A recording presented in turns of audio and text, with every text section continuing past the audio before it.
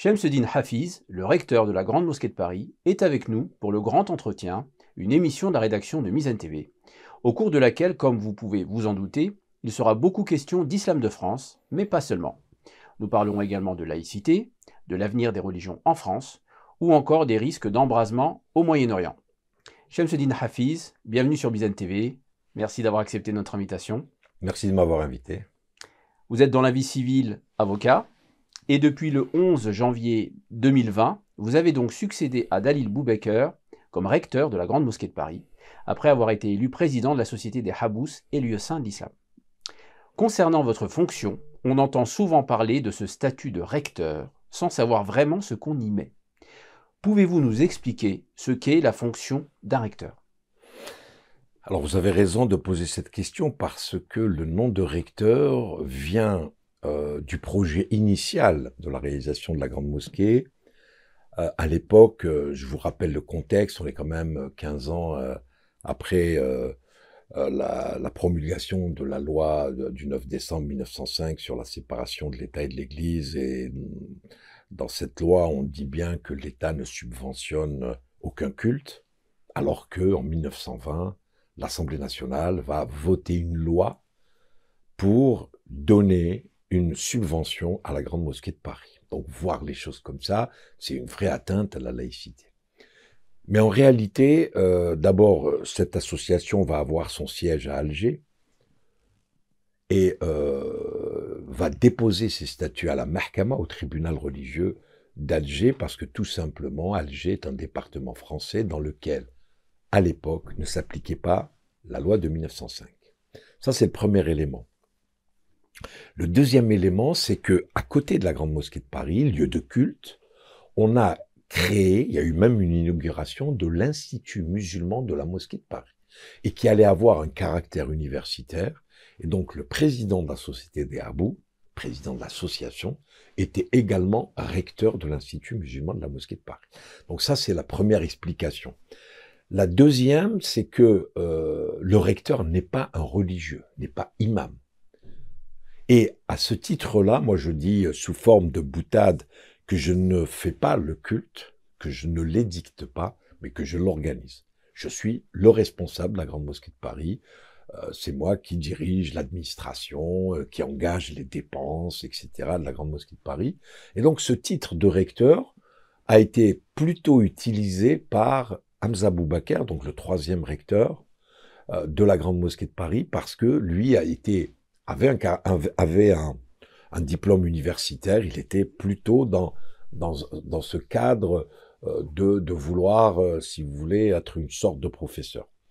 Et après, par la suite, ce titre-là, de recteur a été utilisé par d'autres responsables de mosquées.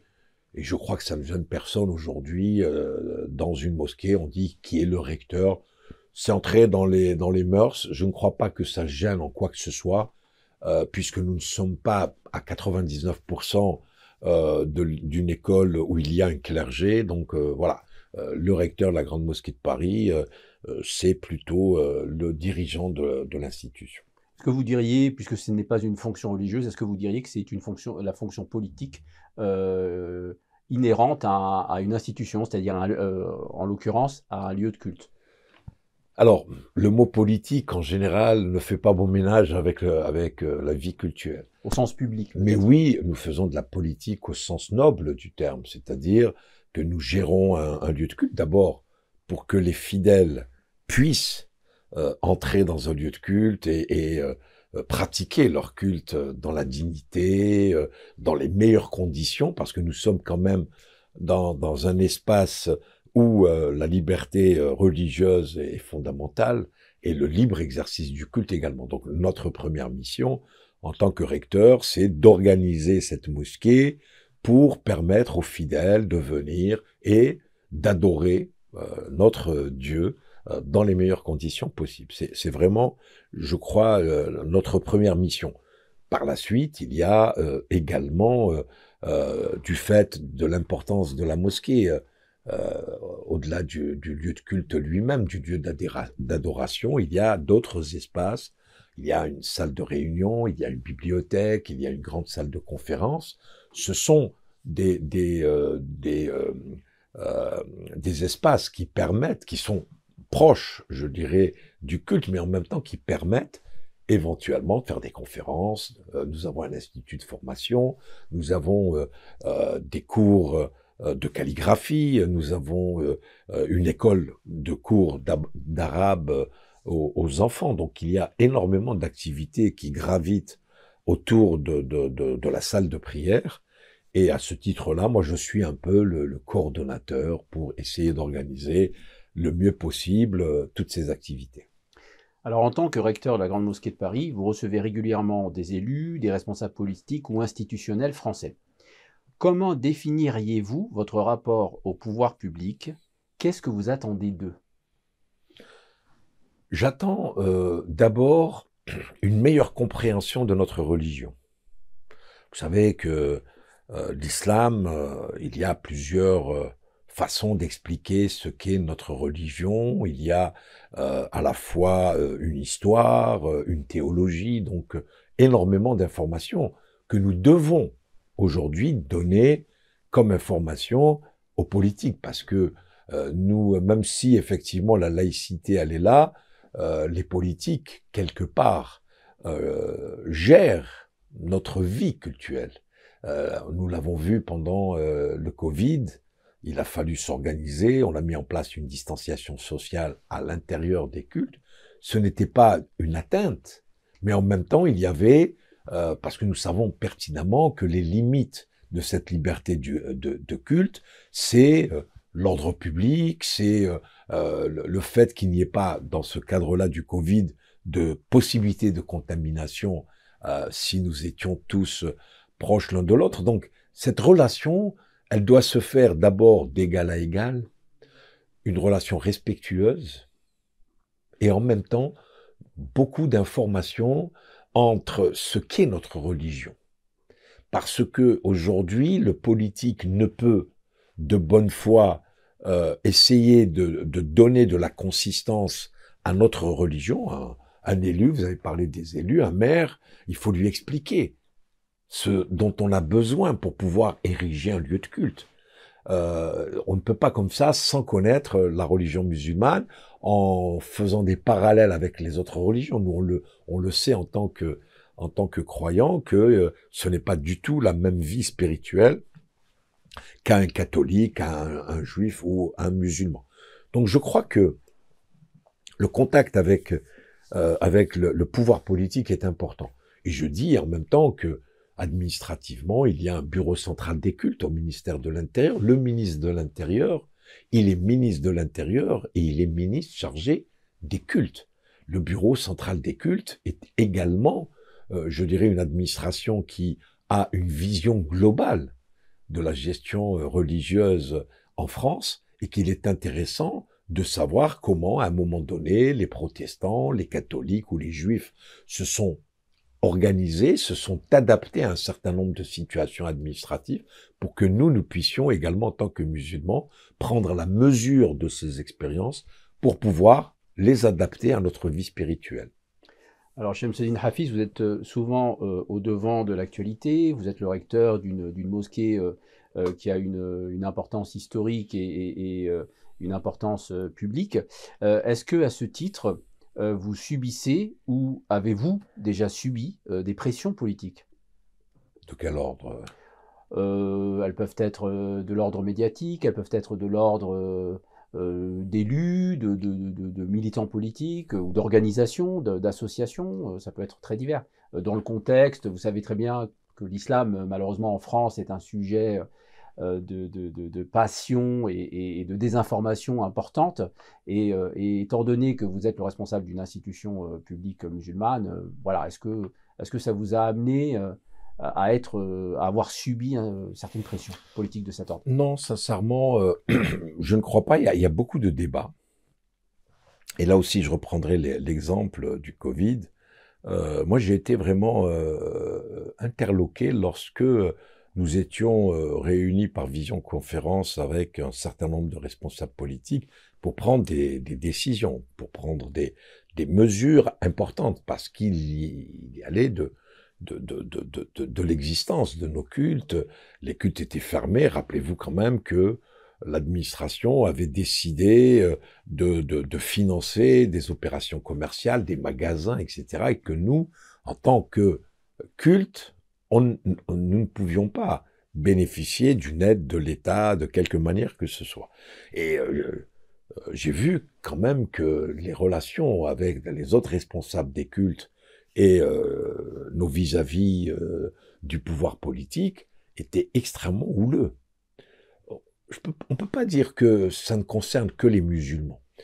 Nous essayons de toutes les manières, chacun, de garder à la fois une certaine distance et en même temps, nous avons besoin de se connaître, nous avons besoin de nous parler, nous avons besoin d'échanger sur les problématiques qui nous concernent, parce que nous-mêmes, les règles de la laïcité, vous savez, c'est assez mouvant, il faut que nous soyons, je dirais, dans des cas pratiques pour en parler. Mais ça ne veut pas dire que nous échangeons, nous avons de bons rapports, que nous sommes dans la compromission ou que nous soyons, comme vous le dites, dans la pression. Moi, jamais personne ne m'a fait pression, et puis je vous cache pas que je ne suis pas sensible aux pressions, parce que nous sommes dans un état de droit, et à chaque fois qu'il est nécessaire de pouvoir, je dirais, réagir, nous savons qu'il y a des tribunaux, le juge est là pour être un peu le régulateur des relations, même les plus difficiles, avec le pouvoir politique. Alors, un an après votre prise de fonction à la Grande Mosquée de Paris, vous avez signé, monsieur le recteur, en janvier 2021, avec d'autres fédérations musulmanes, un texte intitulé La Charte des principes de l'islam de France. Beaucoup de musulmans et de cadres religieux vous ont reproché, ainsi qu'aux autres signataires, cette démarche à cause d'un certain nombre d'éléments qui figurent dans cette charte. Alors, avant d'aborder ces éléments, une question. Est-ce que vous re-signeriez cette charte aujourd'hui? Je la signerai et je la durcirai. Parce que vous faites un bond historique, mais il faut quand même rappeler que le contexte. Cette charte a été voulue juste après l'assassinat de Samuel Paty. C'était la décapitation de Samuel Paty, traumatisme. Et nous avons eu des contacts avec le président de la République qui était en train de réfléchir à comment aborder cette question, comment essayer de faire en sorte que cette violence avec des actes criminels importants, comment on allait pouvoir résoudre ce type de situation. Et en fait, aujourd'hui, plutôt à ce moment-là, on est en train de réfléchir comment les imams doivent être organisés. C'est comme ça que l'idée d'un Conseil national des imams a été imaginée. Et donc on s'est dit que pour être intégré dans ce Conseil national des imams, il faudrait un minimum, je dirais, de cohésion pour les imams, et nous avons décidé de rédiger ensemble un projet de charte. Alors, je voudrais, merci de me donner cette occasion. D'abord, c'est pas un travail qui a été commandé par, on a tout dit, le président, le ministre de l'Intérieur, pas du tout. C'est nous qui avons, en tant que, alors, c'était les fédérations, les 8 fédérations qui composaient à l'époque le Conseil français du culte musulman. Nous nous sommes réunis, nous avons très très vite compris qu'il allait y avoir des divergences. Nous avons commencé à faire un texte où on voulait effectivement démontrer que la pratique de l'islam n'avait rien d'incompatible avec les principes de la laïcité et les principes qui édictaient les lois de la République. Et je crois qu'on a réussi. Lorsqu'on dit que l'apostasie n'est pas une émanation de notre religion, je crois que nous l'avons bien dit, nous l'avons bien fait. Nous avons abordé de nombreuses questions. Et lorsque nous avons les 5 fédérations qui ont signé cette charte, nous avons publiquement porter à la connaissance de tout un chacun ce qui contenait dans cette charte, et nous avons invité des imams à faire des critiques directement, en toute transparence, sur ce travail. Moi, personnellement, j'ai fait une conférence à la mosquée de Paris, où il y avait tous les imams de la mosquée de Paris, il y avait des imams des autres fédérations, musulmans de France notamment, et la FAYACA, la fédération africaine. Et moi, personnellement, j'avais pris la parole en m'adressant aux imams, en leur disant « Chouyour, si nous nous sommes trompés, dites-nous-le. Mais si nous ne sommes pas trompés, il faut défendre ce texte. » Et aujourd'hui, moi, j'interpelle, à travers votre chaîne, tout un chacun qui considère que ce texte n'est pas bon, ou que ce texte enfreint les fondamentaux de notre religion. Nous avons effectivement dénoncé l'ingérence de pays étrangers. Je ne vois pas où est la difficulté. Nous avons parlé de l'islam politique. Oui, il y a un islam politique. Je peux expliquer à vos téléspectateurs ce que moi je vois, comment définir l'islam politique. Moi, personnellement, l'islam, d'abord, c'est une chose trop sérieuse pour qu'on essaye de, je dirais, la dévier. L'islam, c'est une relation verticale entre le fidèle et son créateur. Je crois qu'il n'y en a pas d'autre. Quand on lit les versets coraniques, il n'y a que notre créateur qui puisse juger nos actes, qui puisse considérer que ce que nous avons fait est bien ou ce que nous avons fait est mal. À partir du moment où je suis dans ce rapport vertical, moi et les autres musulmans, en tant que recteur de la Grande Mosquée de Paris, je serai aux côtés de ceux qui peut-être pratiquent un peu plus que moi cette relation verticale. Parce qu'il y a des fidèles qui ont envie de donner des preuves permanentes d'amour et d'adoration à leur créateur. Donc ils vont faire des prières surérogatoires. Ils vont faire des jeûnes supplémentaires à la période du Ramadan. Il va fréquenter plus que de raison la mosquée. À partir du moment où cette relation reste dans une, je dirais, une fonction intime de ce que moi je veux, en tant que musulman, donner à mon créateur, moi je ne vois aucune difficulté là-dessus. Là où on passe à ce que moi j'appelle l'islam politique, c'est on saute la frontière qui, moi je l'espère, reste hermétique entre l'islam et l'islam politique, c'est qu'à un moment donné, je me permets de vous juger, ou de tout un chacun que je juge. Madame, vous ne faites pas bien vous ne pratiquez pas bien votre religion. Madame, vous devez faire ça. Monsieur, je vous interdis de faire ça. Je suis qui, moi? Est-ce que j'ai eu une procuration divine? C'est-à-dire que ceux qui s'imaginent être aujourd'hui les censeurs de notre pratique religieuse, qui faites ci, faites ça, ils se sont... Les gardiens du temple. Ils se sont accaparés d'une mission qui est une mission divine. Il n'y a que Dieu. Et c'est pas une fonction, enfin c'est pas une dérive politique, ce que vous dites. Non, attendez, pardon. Non, bien évidemment, mais ça reste c'est moral, le début. Religieux. Non. Voilà. Moi, j'interdis aujourd'hui à toute personne de me juger en tant que pratiquant musulman. Qu'on me juge sur autre chose, il n'y a aucun problème. Mais on entend tellement. Oh, mais attends, tu es rentré dans la salle de prière avec ton pied gauche alors qu'il faut rentrer avec ton pied droit. De quoi tu te mêles? C'est ma vie. Que tu me recommandes? Parce que je suis tout à fait d'accord que vous veniez, parce que vous pratiquez plus que moi, vous êtes imam quelque part, et vous venez en me disant, écoute, il y a tel verset coranique qui dit ça, et tu devrais faire ça, je l'accepte. Mais à partir du moment où je suis dans le sentencieux, c'est-à-dire que c'est moi qui décide de est-ce que tu es un bon musulman ou une bonne musulmane, bien évidemment que c'est l'islam politique. Moi, je considère que l'islam politique commence à partir du moment où je commence à m'ingérer dans la vie de l'autre. Et cet islam politique, il va aller jusqu'au bout d'un autre raisonnement qui, si tu n'es pas d'accord avec moi, ben je te combats. C'est plus du fondamentalisme que non, de l'islamisme. Non, le fondamentalisme, je le mets du côté Je le disais tout à l'heure. De l'intégrisme que de... Non, non, non. Moi personnellement, il n'y a pas de projet politique. Là, il y a un projet politique. Attention, excusez-moi. Quand je dis à madame, attendez, vous n'avez pas le droit de sortir sans foulard, je suis en train de juger une personne. Et je l'excommunie si elle n'exécute pas mes injonctions. Attention, nous sommes sur un terrain très, très difficile et on essaie d'être didactique pour vos téléspectateurs. Non, moi, je n'accepte pas qu'on vienne avec vous avez dit tout à l'heure les gardiens du temple. Il n'y a pas de gardien du temple dans notre religion.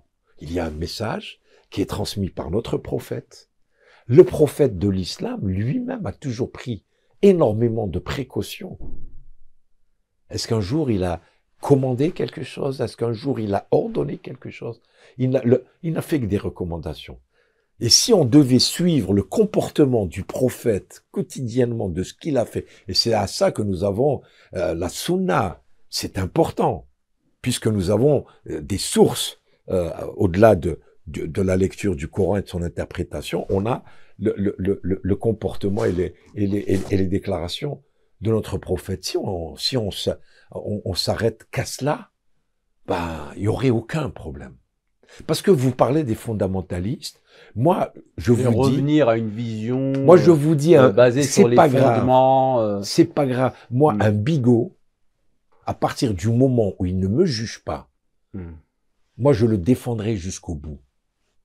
Mais quelqu'un qui viendrait m'intimer à moi, ou à son quartier, ou à sa femme, ou à ses enfants, etc., je trouve qu'il est de l'autre côté de la frontière, et c'est eux qui ont dévoyé l'islam. C'est pas nous. Et c'est ça, pour moi, le message le plus important. Et dans la charte, puisqu'on est parti de la charte, j'ai deux questions. Alors, j'ai deux articles. Je voulais vous proposer qu'on revienne juste sur deux articles, parce qu'il y a 10 articles. On va pas faire l'émission sur la charte.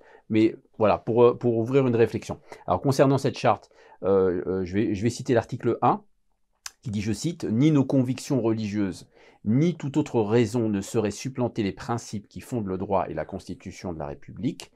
Aucune conviction religieuse ne peut être invoquée pour se soustraire aux obligations des citoyens. » Fin de citation. Alors, ma question est la suivante. Y a-t-il, selon vous, des limites à cette règle, selon laquelle, en toutes circonstances, les normes publiques seraient supérieures et devraient prévaloir sur les normes religieuses du Coran?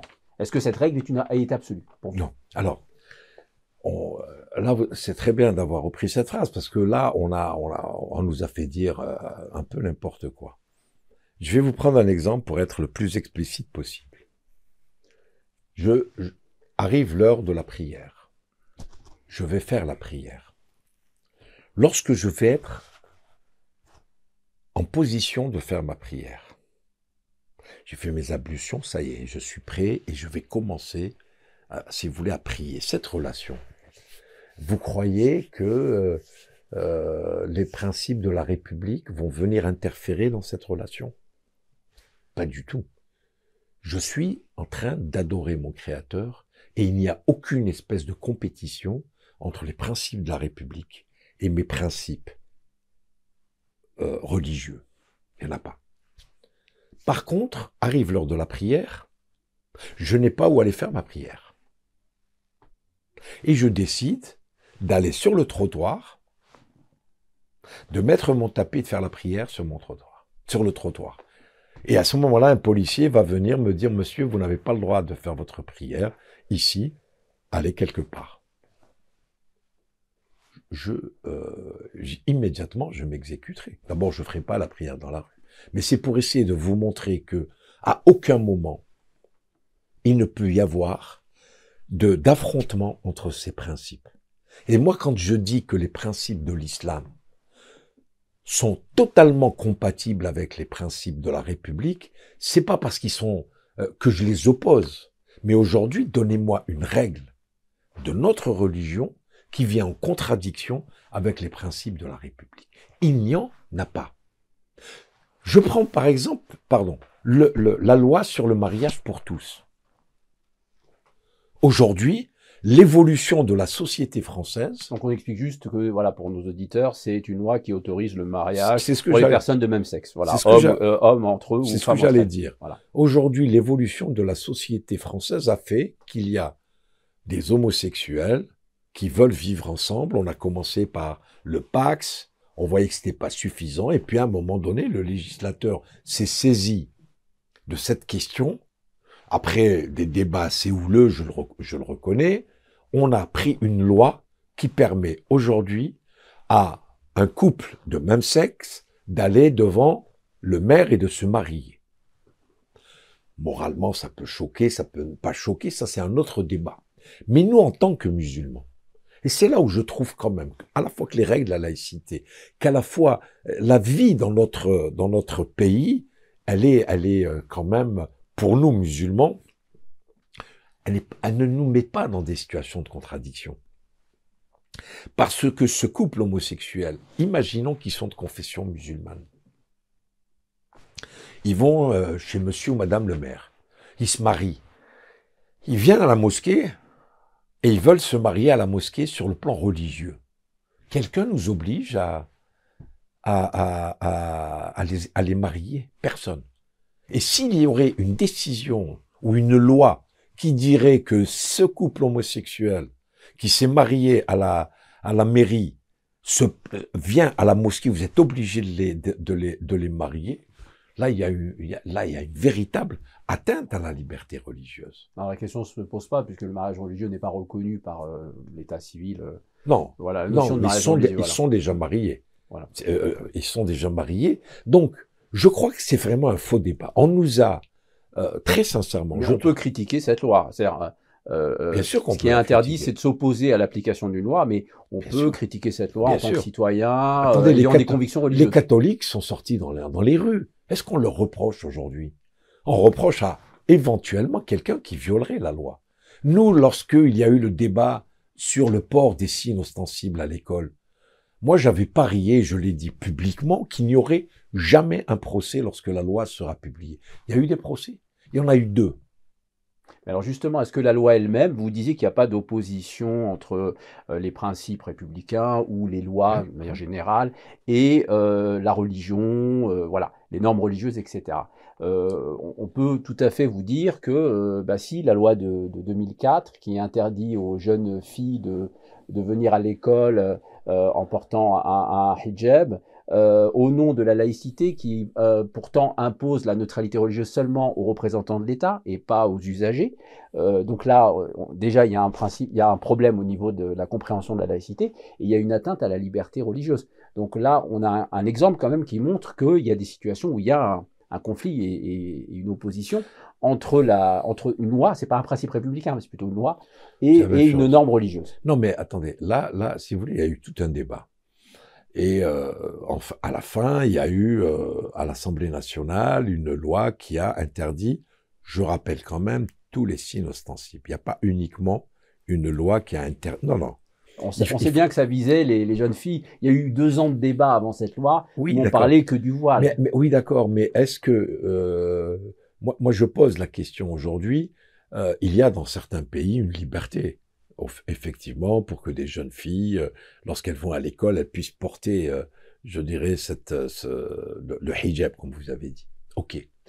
Mais moi, je pense aujourd'hui que, et nous l'avons bien démontré aujourd'hui, toutes les filles, les petites filles musulmanes vont à l'école sans ce hijab. Elles vont à l'école, elles ont réussi, il n'y a pas eu de problème plus que cela.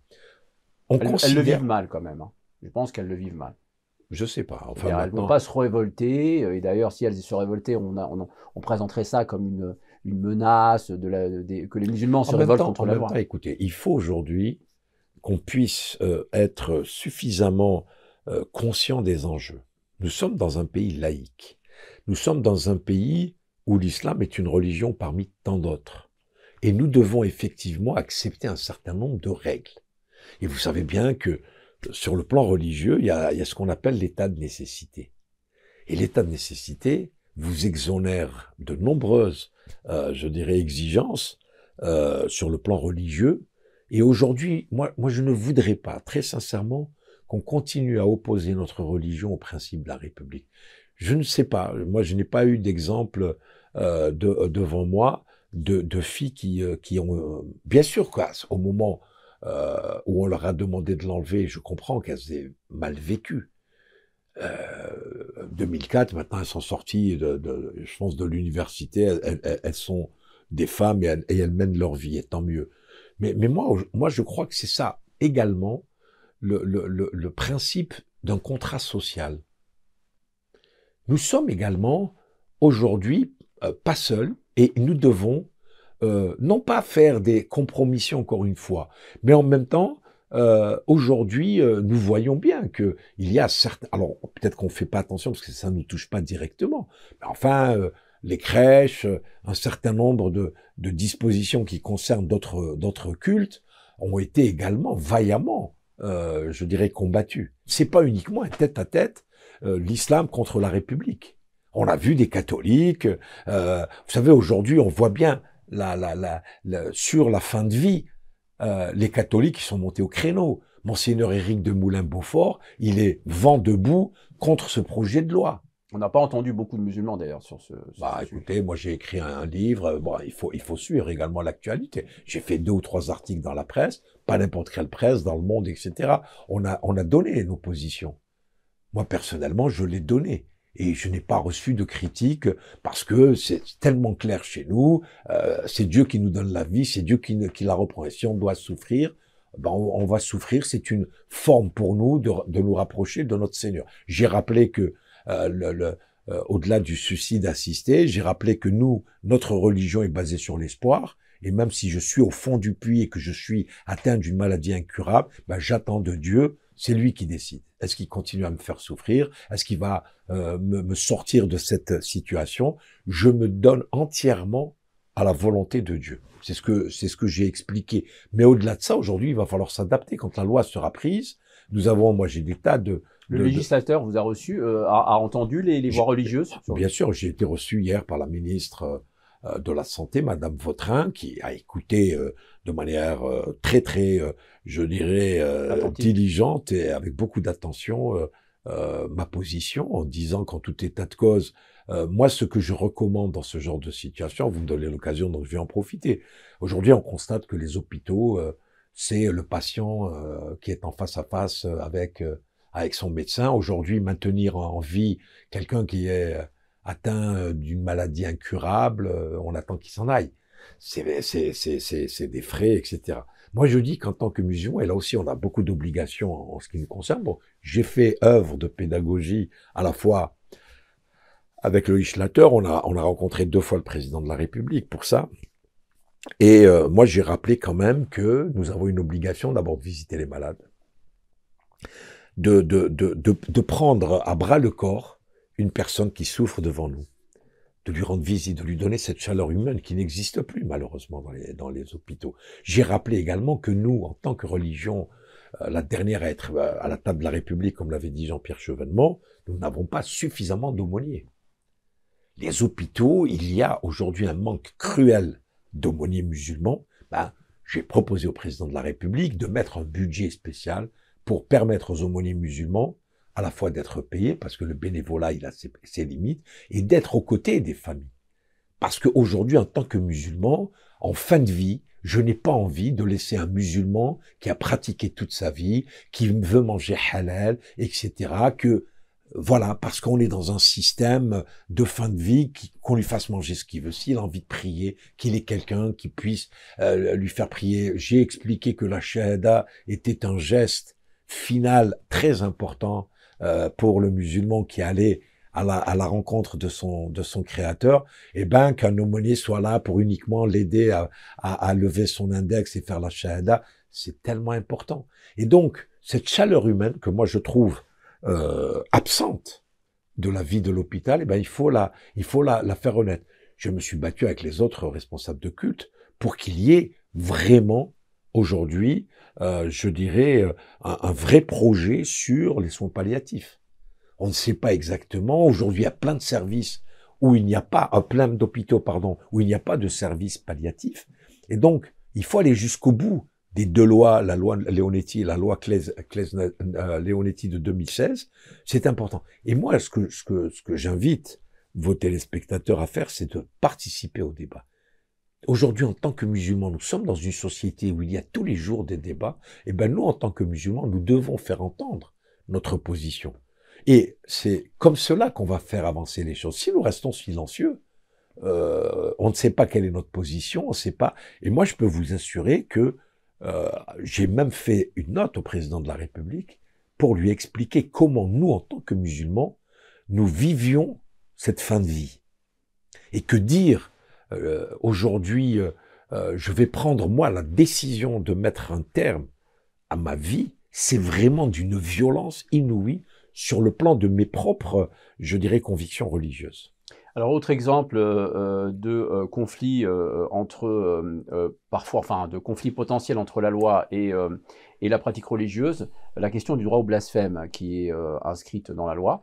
Alors, je rappelle ce qu'est un blasphème, hein, c'est un outrage, c'est-à-dire une injure ou un propos offensant à l'égard d'une figure du sacré, une figure religieuse, etc.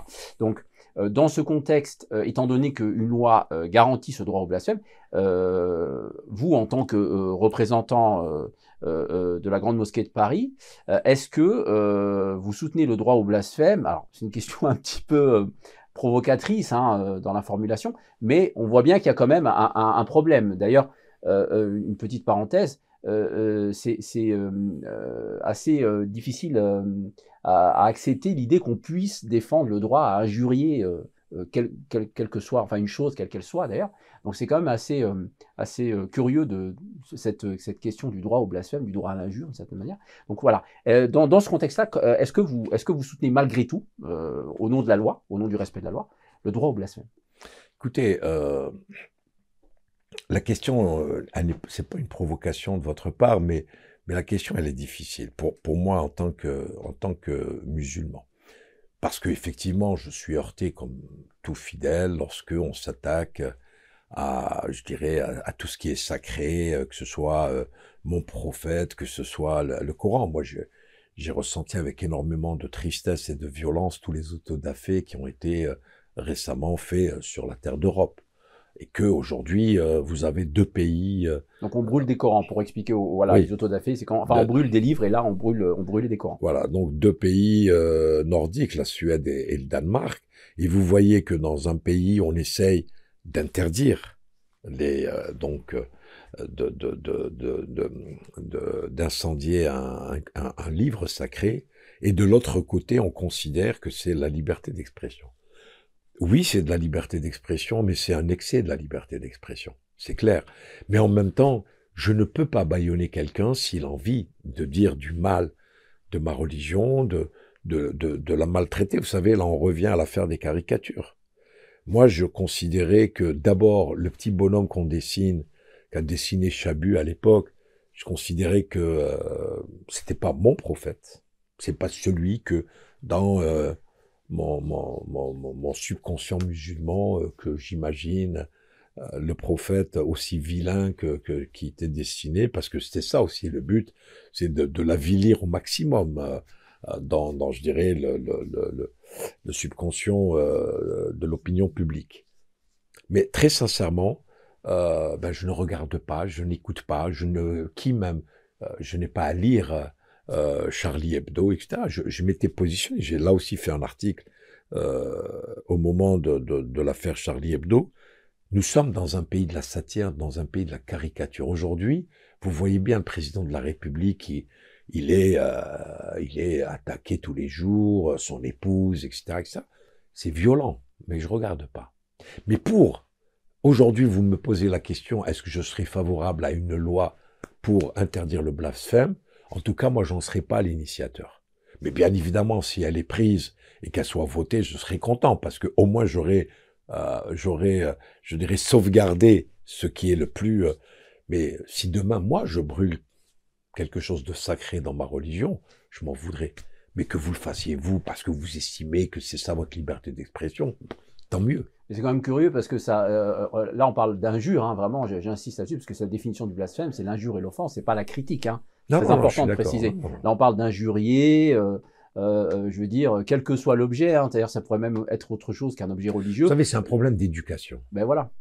C'est un problème d'éducation. Si moi je me permets, à un moment donné, d'attaquer votre religion, d'attaquer ce qu'il y a de plus profond en vous, de votre conviction intime, je sais que je vais vous faire du mal. En même temps, je vais le faire, allez. Vous, votre réaction. Vous savez, je reviens au Coran. Qu'est-ce que dit Surat al-Furqan? Quand on vous attaque, vous dites salam et vous continuez votre chemin. Je préfère cette position parce que de toutes les manières, ce que vous êtes en train de poser comme question, excusez-moi, c'est une question sans fin. Bien évidemment qu'en tant que croyant, je ne veux pas qu'on touche à mon sacré. Mais si demain quelqu'un le fait, ben je regarderai, je lui dirai paix. Et je pense qu'en tant que musulman, c'est la meilleure attitude. Je vais vous dire, on me reproche d'avoir reçu la petite Mila. Vous croyez que vraiment j'ai commis une erreur? Allez, on se regarde droit dans les yeux. Vous pensez que j'ai fait une erreur? C'est une fille, une adolescente, qui s'est pris à partie avec des copains. Voilà. J'ai décidé de la recevoir. Moi, je pense, très sincèrement, que j'ai agi comme agirait un responsable musulman. Vous nous avez insultés, venez visiter la mosquée. Je lui ai offert un Coran. Je l'ai reçu. Elle a vu ce qu'était vraiment la sérénité, le caractère majestueux. Parce qu'on parle de la mosquée de Paris. Je vous invite à venir à la mosquée de Paris. Quand vous entrez, qu'on le veuille ou pas, on est dans un espace qui est un espace sacré. On est dans la maison de Dieu. Et je pense qu'elle a vécu à ce moment-là, parce que j'ai eu des contacts par la suite et tout. Bon, c'est ainsi la vie. Si on doit se battre avec tout le monde, il va falloir vivre en ermite. Alors que l'islam, je crois, n'approuve pas beaucoup les gens qui vivent isolés de tout. Ben moi, je vis dans une société, je n'ai pas besoin que nous allons tous dans le même sens. Nous sommes là en train d'essayer de se convaincre. Mais si vous êtes mal éduqué et vous voulez me faire du mal, je vous dirai celle. Alors, deuxième article, monsieur recteur, de cette charte des principes de l'islam de France, l'article numéro 6, qui stipule la chose suivante. Nous refusons que les lieux de culte servent à diffuser des discours politiques ou importent des conflits qui ont lieu dans d'autres parties du monde. Nos mosquées et lieux de culte sont réservés à la prière et à la transmission de valeurs. Fin de citation. Alors pour vous, cela veut dire quoi, importer un conflit? Est-ce que prendre position, par exemple, sur un massacre comme celui qui se déroule en Palestine, tombe dans cette catégorie? Non, l'article 6 est extrêmement précis. Il dit que un lieu de culte musulman est consacré à l'adoration de Dieu. Et je ne me verrai pas, moi, aujourd'hui, dans une mosquée, faire une réunion politique. Je ne me verrai pas dans un lieu de culte parler du conflit du Proche-Orient et essayer parce que quand on parle de politique, c'est à la fois réfléchir et mener des actions. Moi, je ne crois pas. Mais je vois où vous voulez en venir. Parce que la mosquée de Paris, c'est à la fois un lieu de culte. Mais comme je vous le disais tout à l'heure dans la description de la mosquée de Paris, il y a plusieurs espaces. Et il y a un espace qui est extrêmement important, c'est le minbar. C'est l'imam qui va s'adresser aux fidèles. Là également, il y a un caractère très solennel. Et nous avons aujourd'hui un certain nombre de messages à passer aux fidèles. Est-ce que vous croyez qu'il est de bon temps aujourd'hui d'inciter à la haine à travers le minbar? Vous croyez que c'est ça le rôle d'un imam? Non. L'imam, il est là pour expliquer, pour interpréter, pour donner un contenu au message divin. Et je crois que la Grande Mosquée de Paris, depuis le 7 octobre, le fait très bien. Et je voudrais remercier les imams de la Grande Mosquée de Paris qui, avec beaucoup d'humilité, beaucoup d'abnégation, ils ont réussi à canaliser toute cette colère qui a été extrêmement forte, que moi-même j'ai portée. Et que, aujourd'hui, ce n'est pas de la politique. Nous n'avons pas dit une chose où nous avons été un parti politique pour essayer de mener des actions politiques. Nous avons simplement rappelé quelles sont d'abord les prescriptions coraniques.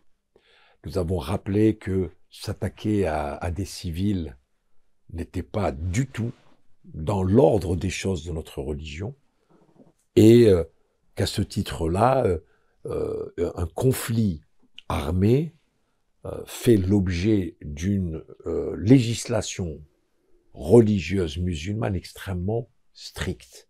On va jusqu'à dire de préserver les arbres, la nature, etc. Donc, puis il faut reconnaître que notre religion, moi je suis très fier de le dire, que le droit humanitaire, c'est il y a 14 siècles qu'on l'a pensé, c'est pas maintenant. Que le prophète de l'islam, lorsque il demandait à ce que les prisonniers, lorsqu'ils étaient arrêtés, on allait leur demander de s'instruire, etc. Vous croyez qu'on le fait aujourd'hui? Et c'est ça qu'il faut rappeler aux fidèles de manière générale. La grandeur, la beauté de notre religion. Et non pas de répondre par l'invective à l'invective. Moi, je crois qu'un lieu de culte, je l'ai dit, à la fois, c'est un lieu d'apaisement, c'est un lieu de sérénité, c'est un lieu où on se retrouve jama. C'est yijma, c'est de se retrouver ensemble. Nous sommes là pour adorer Dieu, pas pour autre chose. Alors l'article 6 que j'ai lu de cette charte donc interdit tout type de discours ou d'actes politiques dans une mosquée, vous l'avez rappelé également. Pourtant, monsieur le recteur, vous aviez vous-même organisé le 19 avril 2022 un iftar pour la réélection d'Emmanuel Macron, avec la présence de Christophe Castaner, l'ancien ministre de l'Intérieur. Ce que certains vous avaient reproché, par exemple la sénatrice Jacqueline Eustache-Brinio, qui considérait que cet événement, donc cet iftar, constitue une violation manifeste de l'article 35.1 de la loi de 1905, donc sur la laïcité, qui stipule, je cite, qu'il est interdit de tenir des réunions politiques dans les locaux servant habituellement à l'exercice d'un culte ou dans leur dépendance qui en constitue un accessoire indissociable. N'avez-vous pas, monsieur le recteur, violé la neutralité politique de votre fonction en soutenant cette réélection d'Emmanuel Macron? Pas du tout. D'abord, je rappelle que je suis avocat et que je suis très respectueux de la loi. Et puis, quand vous lisez l'article 35 alinéa 1er, je suis pas là-dedans, moi. Vous croyez que le restaurant de la Grande Mosquée de Paris est un accessoire à l'exercice du culte? Nous avons organisé cet iftar dans le restaurant de la Mosquée de Paris, pas à l'intérieur du lieu de culte, même pas dans les salles habituelles ou la salle de conférence Émir Abdelkader ou dans la bibliothèque Ibn Badis. Non, c'était de l'autre côté. Enfin, je suis avocat, je suis pas un enfant de cœur, et aujourd'hui, vous ressortez une affaire qui a été utilisée beaucoup par mes détracteurs, parce qu'ils espéraient enfin que je puisse tomber. Mais enfin, il faut également arrêter d'enfermer les responsables musulmans dans ce cadre qu'on a envie le plus strict possible. Pourquoi vous n'avez pas critiqué, pourquoi vous ne faites pas la remarque en me disant, mais les catholiques ont fait un document pour soutenir Emmanuel Macron. Pourquoi? Et moi, je m'adressais, alors, pour être précis, parce que j'espère que votre interview va rester pour l'histoire.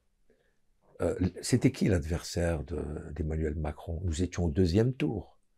C'était contre Madame Marine Le Pen. Et moi, je me battrai jusqu'au bout contre Madame Marine Le Pen. Parce que l'extrême droite, l'idéologie de l'extrême droite, c'est une idéologie mortifère contre les musulmans. Et donc, je mènerai ce combat, même si je devais me faire poursuivre par l'article 35 alinéa 1er de la loi de 1905. Donc il y a des circonstances qui justifient... C'est pas une question de circonstances. Je suis dans un lieu qui se trouve en dehors de la mosquée de Paris. Mais vous êtes le recteur de la Grande Mosquée de Paris, donc vous avez quand même un statut... Non, mais le restaurant ne m'appartient pas. Bien sûr. Alors, on met de côté le lieu, mais en tant que... je continuerai. Est-ce que... Oui, je continuerai. Parce que je crois qu'en tant que... Alors, écoutez, on ne peut pas demander aux responsables de la mosquée de Paris de défendre la dignité des musulmans, de se battre pour que nous ayons des lieux de culte dignes de ce nom, mais de l'autre côté, de ne pas prendre... Nous sommes des citoyens. Et c'est nous qui nous faisons nous-mêmes censeurs. Ah, ça j'ai le droit, ça j'ai pas le droit. Je suis un citoyen comme les autres. Je peux m'exprimer sur des questions de société. Pourquoi on peut parler de la fin de vie et on ne peut pas parler de la gestion politique de mon pays dans les années qui viennent? Je trouve que, franchement, c'est des procès d'intention commune. Moi, je vois que dans les autres cultes, on n'est pas aussi exigeant avec le recteur de la mosquée de Paris. Je vois pas l'archevêque de Paris qu'on lui ferait tous les procès d'intention, parce que là, c'est sincèrement un procès d'intention. Non, c'est pas un procès d'intention, c'était pour comprendre justement la cohérence. Je citais l'article 6 de la Charte des principes que vous soutenez, la charte que vous dites. Je vous dis, je la re-signerai. et je la durcirai. Voilà, que vous la durciriez. Donc c'était pour comprendre la cohérence de cet article et donc de cet iftar. Est-ce que finalement, Shamsuddin Hafiz, au-delà de cet exemple, est-ce qu'il ne faut pas reconnaître tout simplement que la conception classique de la laïcité, qui est assez exigeante, assez rigoureuse, qui prône une séparation totale, est-ce qu'elle n'est pas, dans les faits, dépassée, puisque vous avez cité aussi d'autres cultes, effectivement, et est-ce qu'il ne faut pas tout simplement reconnaître qu'il est impossible dans les faits, pas sur le principe, mais dans les faits, de séparer totalement religion et politique? En réalité, c'est pas vraiment séparé. Il faut revenir à la définition de c'est quoi la laïcité? Alors, bien évidemment, vous avez raison lorsque certains utilisent la laïcité pour combattre notre religion. Ça, je suis tout à fait d'accord et je suis de ceux qui dénoncent ce type de comportement. Et ils me trouveront toujours face à eux lorsqu'ils utiliseront la laïcité, cette forme de laïcisme, pour s'attaquer aux musulmans. Ça, c'est quelque chose de clair. Mais moi, je vous dis, je l'ai écrit, je l'ai répété, la laïcité est vraiment une vraie chance pour l'islam. Aujourd'hui, on a 2600 lieux de culte. Une association de musulmans qui a envie de créer un lieu de culte. Aujourd'hui, bien sûr que c'est difficile, mais en même temps, tous les projets qui ont été initiés pour créer un lieu de culte musulman ont abouti.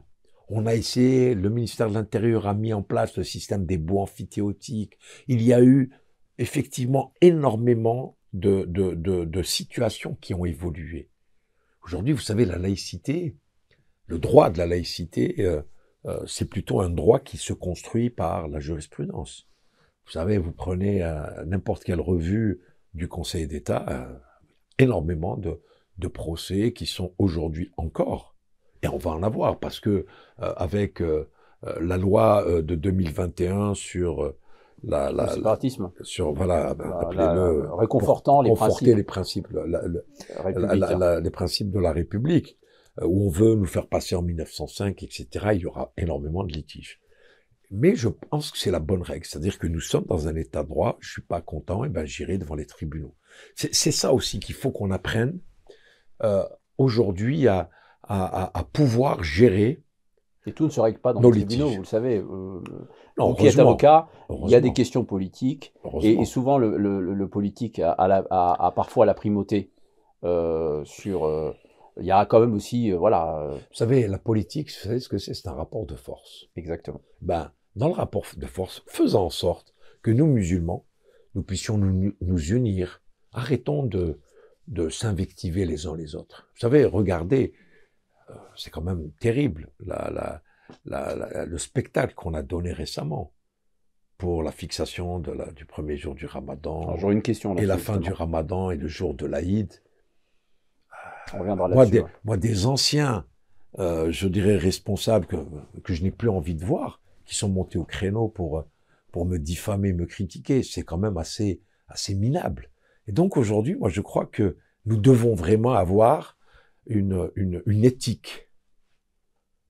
Nous, en tant que musulmans qui prônons en permanence l'éthique, la bienveillance, soyons bienveillants les uns envers les autres.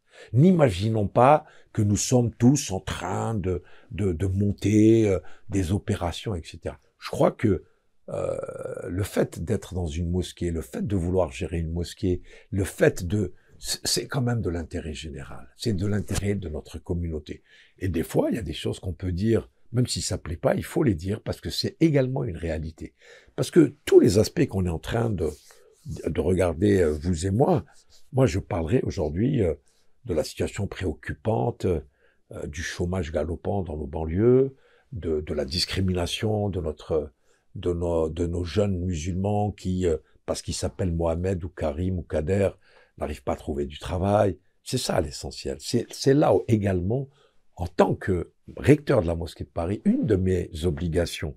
Et encore une fois, je vous dis, moi, je ne cherche pas à rester dans le cadre dans lequel on veut m'enfermer. Moi, je considère qu'à partir du moment où je peux aider, c'est ça, je dirais, la mission fondamentale d'une mosquée et de son recteur. C'est de pouvoir porter assistance à toute personne vulnérable qui a besoin de moi. Pour conclure cette question sur la laïcité, est-ce que pour vous, voilà, je vous demandais s'il ne fallait pas revoir cette conception classique de la laïcité.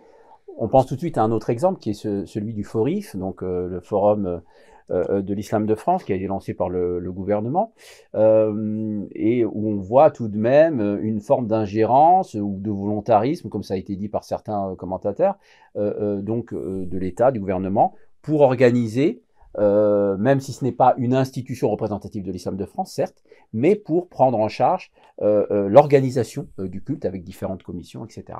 Donc, une nouvelle fois, on voit l'État sortir de sa réserve, de sa neutralité religieuse, en matière de gestion du religieux, pour organiser le culte musulman. Est-ce que pour vous, c'est pas une évolution inquiétante par rapport à cette notion de laïcité, justement? Alors, le FORIF, à ce jour, je ne le vois pas, comme vous le dites, une forme d'ingérence de l'État dans la gestion du culte musulman. Ils ne sont pas en train de gérer le culte musulman. Moi, j'ai participé à une commission, j'ai d'autres représentants de la Grande Mosquée de Paris qui ont évolué dans d'autres commissions. Moi, ce qui est intéressant pour moi, c'est qu'aujourd'hui, on a une association qui vient d'être créée pour lutter contre les actes anti-musulmans. Pour moi, ça fait partie des aspects positifs du FORIF. On n'a jamais pu le faire avant. On le fait. Ça ne veut pas dire que je ne sais pas si ça va marcher, mais en tout cas, cette association, Adam, existe. Moi, j'ai rencontré son président qui est venu me rendre une visite de courtoisie. Je trouve que l'homme est plein d'énergie. Il a envie de faire un certain nombre de choses. Parce que je considère que l'intégration des musulmans dans la société française passe par une lutte implacable contre les actes anti-musulmans. Il y a trop d'actes anti-musulmans. Alors, c'est pas dans les statistiques que nous avons un certain nombre d'actes qui ont été commis sur une mosquée, etc., etc. Moi, c'est pas ça que je vise.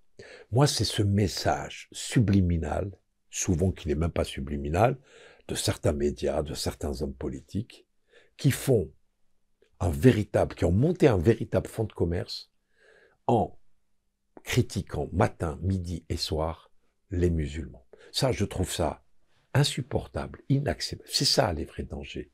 C'est ça le vrai séparatisme. Moi, je considère aujourd'hui que ces personnalités et ces médias participent dangereusement au séparatisme entre les musulmans et le reste de la société française. Lorsqu'on parle encore du concept de civilisation judéo-chrétienne, je trouve ça scandaleux. Parce que derrière cela se cache une volonté pour exclure les musulmans. Parce que c'est ça le but final de ces gens-là. Moi, ça fait partie de mes combats. Ça, c'est une forme de séparatisme. Mais en même temps, vous ne me ferez pas dire que celui qui dit que je ne dois pas aller dans un hôpital parce que ce sont des mécréants et je préfère me soigner moi-même, lui aussi participe au séparatisme. Je ne suis pas avec l'un contre l'autre. Mais moi, tout ce qui touche à ma religion, j'essaierai de combattre ces personnes.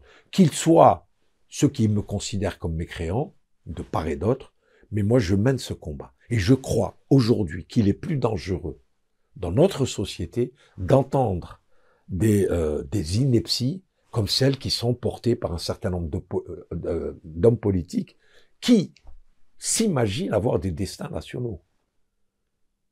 Que vous ayez des commentateurs, des animateurs de télévision qui sont aujourd'hui devenus anti-musulmans, mais ils s'en rendent même pas compte, moi je les combats. Le reste, la charte, elle a fait du mal à qui?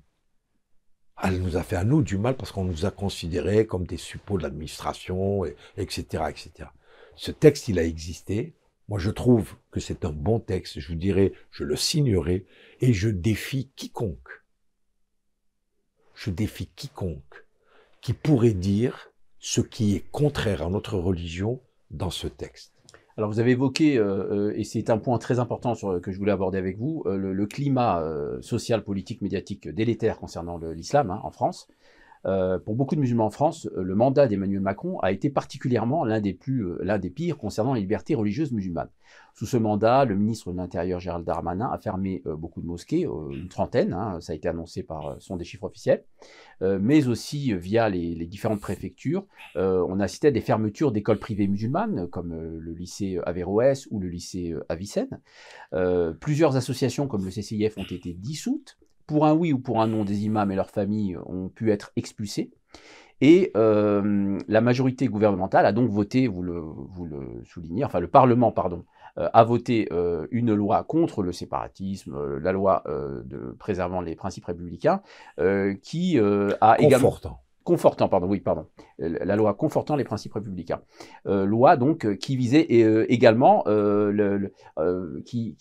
comment dire, qui a été perçue par un certain nombre de cadres associatifs comme comportant des aspects sécuritaires et d'ingérence dans la gestion des centres et des structures musulmanes. Donc le bilan n'est pas excellent. Est-ce que vous partagez ce constat critique? Et surtout, est-ce que vous comprenez cette inquiétude des musulmans de France concernant leur liberté religieuse? Je comprends l'inquiétude et je me mets dans cette catégorie, parce que je suis musulman moi aussi, et je considère que il y a de quoi être préoccupé. Mais je crois que le diagnostic que vous faites, moi j'en ai un autre. D'abord, je rappellerai tout simplement à vos téléspectateurs que la loi confortant les principes de la République, elle a fait l'objet de discussions et les catholiques sont montés au créneau. Ils ont saisi le Conseil constitutionnel, se sont battus. Nous, il n'y a eu aucune action. Et je pense qu'il est facile de dire « oui, c'est une mauvaise loi ». Pourquoi vous savez Je pourquoi? Je sais pas. Moi, personnellement, j'ai examiné le texte. Il ne me gêne pas au-dessus de ça parce qu'il y a... Alors, bien évidemment, moi, j'ai émis beaucoup de réserves pendant la discussion parlementaire. J'ai été extrêmement critique sur un certain nombre de dispositions. Et aujourd'hui, on voit bien que il va falloir refaire un nouveau texte parce que ce texte est entré dans une sorte d'impasse dans laquelle il va falloir à un moment donné s'en sortir. En même temps, lorsque vous me dites qu'il y a des établissements scolaires, alors ce que vous dites, et là je m'inscris en faux, lorsque pour un oui, pour un non, on expulse un imam et sa famille, enfin, c'est quel imam? On a vu l'imam tunisien récemment qui a expliqué de quoi il a parlé cet imam? Il parlait... Enfin, quand même, 40 ans ici, il vous dit qu'il ne comprend pas bien le français. On peut tout à fait critiquer ce propos, mais ils ont été mal interprétés, il les a... Attendez, l'affaire est passée en justice à 2 reprises. Et la justice française a considéré que la décision d'expulsion, elle était fondée. Moi, je voudrais prendre l'exemple de l'imam comorien qui, sur le minbar, déclare qu'on peut frapper sa femme. Il a été expulsé la semaine d'après. Pourquoi vous n'en parlez pas? Pourquoi vous n'en parlez pas? Alors que lui a sali notre religion. On a le droit de frapper notre femme? Non, évidemment. Bon.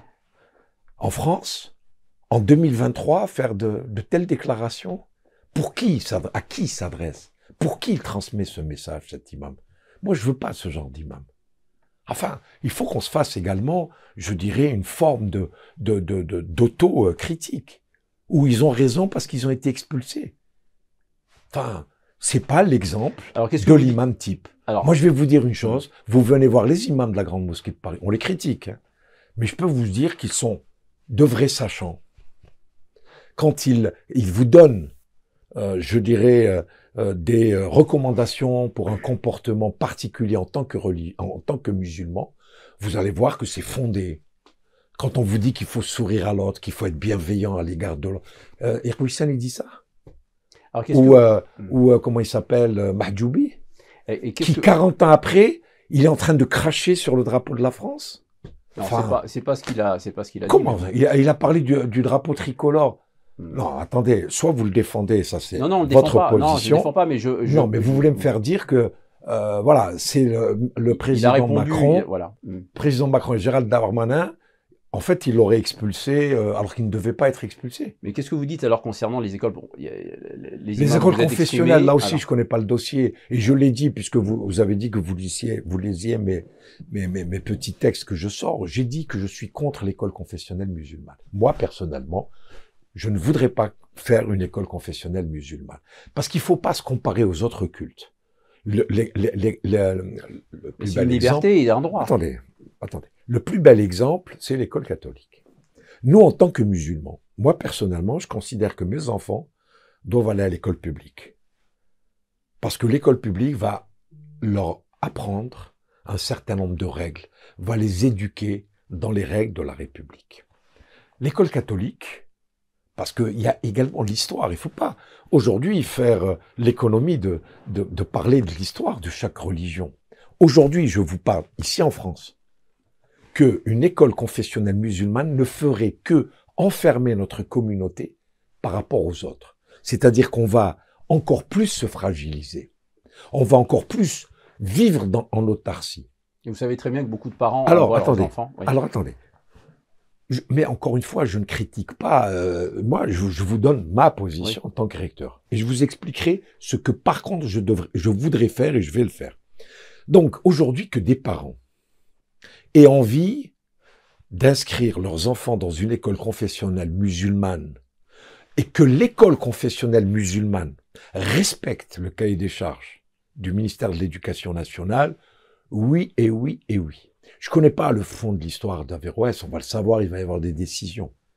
D'accord? Mais moi je dis, aujourd'hui, on voit qu'il y a une école catholique dans laquelle les enfants d'une ministre en vue fréquentent cette école et qu'on s'aperçoit que l'école, et je vais vous dire, c'est l'école Stanislas, qui reconnaît pas un certain nombre de dispositions.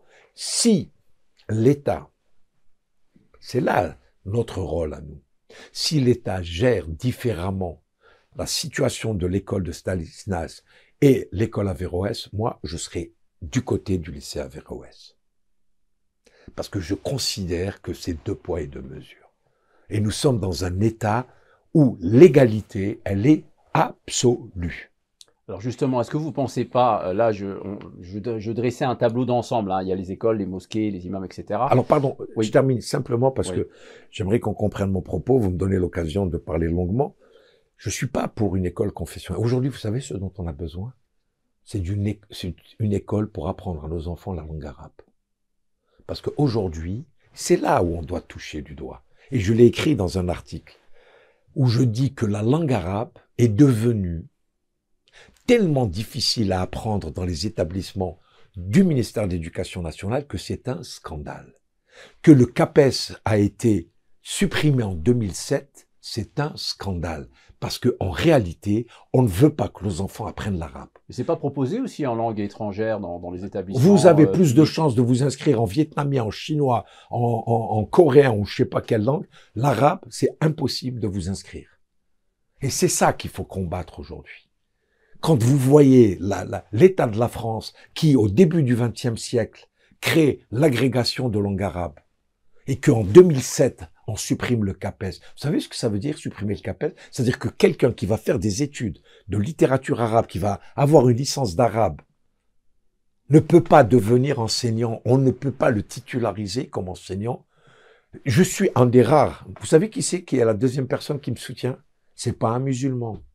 C'est pas le président d'une association. C'est monsieur Jack Lang, qui a fait un livre arabe, Trésor de France.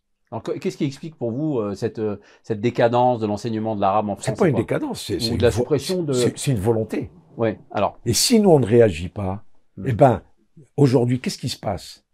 Donc, là, également, c'est comme le financement étranger. Dans le lieu de culte musulman, c'est impossible. Tout est suspect. C'est la suspicion totale. Je reçois de l'argent de l'étranger, attention, il y a quelque chose, etc., etc. Il faut arrêter. Et qu'il y ait des églises qui reçoivent de l'argent, ça pose problème à personne. Eh ben, dans la charte des principes, il y avait cette question de Non, l'interdiction non, du non, mais financement. attention. Non, non, non. Écoutez, je vous dis, je suis un des réacteurs de la charte, je la connais par cœur. Et j'ai beaucoup travaillé sur cette charte. On a dit qu'il ne fallait pas qu'il y ait d'ingérence dans la gestion d'un lieu de culte. Parce que quand je vous donne de l'argent, il y a des situations où l'organisation, l'État qui a donné de l'argent, a imposé une certaine forme de gestion de ce lieu de culte. C'est ce que j'ai dit dans la charte. Donc, il faut pas tout mélanger. Aujourd'hui, nous, on a une vraie difficulté en tant que lieu de culte. Musulmans, nous sommes une population qui reste, qu'on le veuille ou pas, encore pauvre.